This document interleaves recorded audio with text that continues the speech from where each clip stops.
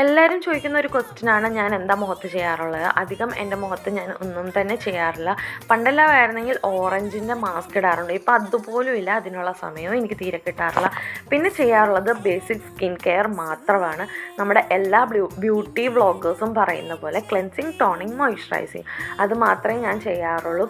ആദ്യം തന്നെ എണ്ണ എടുത്ത് നമ്മുടെ മേക്കപ്പ് മൊത്തവും, മേക്കപ്പ് എന്ന് പറഞ്ഞാൽ ഫൗണ്ടേഷനും പിന്നെ നമ്മുടെ സ്ട്രോക്ക് ക്രീമും ലിപ്സ്റ്റിക്കും കൺമഷിയും എല്ലാം ഇളക്കി കളയുക. അതിന് മേക്കപ്പ് റിമൂവറായിട്ടുള്ള പ്രോഡക്ട്സ് കിട്ടും. അത് എനിക്ക് ആവശ്യമില്ലാത്തതിനാൽ ഞാൻ ഇവിടെ യൂസ് ചെയ്യുന്നത് എണ്ണയാണ്. ഇത്രയും നീട്ടി പറയാൻ കാരണം വെള്ളി വീണ് ഞാൻ കുറേ പ്രാവശ്യമായി ഞാൻ ഇപ്പം തന്നെ വോയിസ് ഓവർ കൊടുക്കാൻ തുടങ്ങിയിട്ട്.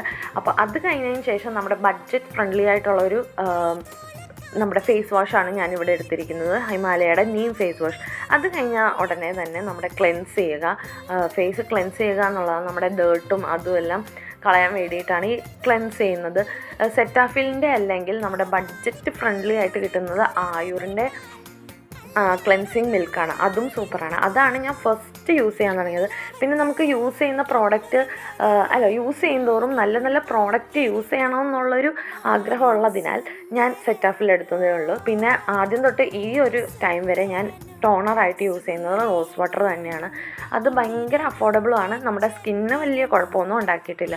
പിന്നെ ഞാൻ കുറേ എല്ലാം മാറ്റി ഇപ്പോൾ യൂസ് ചെയ്യാൻ തുടങ്ങിയത് നമ്മുടെ വാസ്ലിൻ്റെ ഗ്ലൂട്ടാ ഹയർ അങ്ങനെ എങ്ങാണ്ടോ ഉള്ളൊരു മോയ്സ്ചറൈസറാണ്. നല്ല അടിപൊളി ഒരു മോയ്സ്ചറൈസർ ഇടുക. അത് നിങ്ങളുടെ സ്കിന്നിന് പറ്റിയത് എന്താണോ അതിടുക.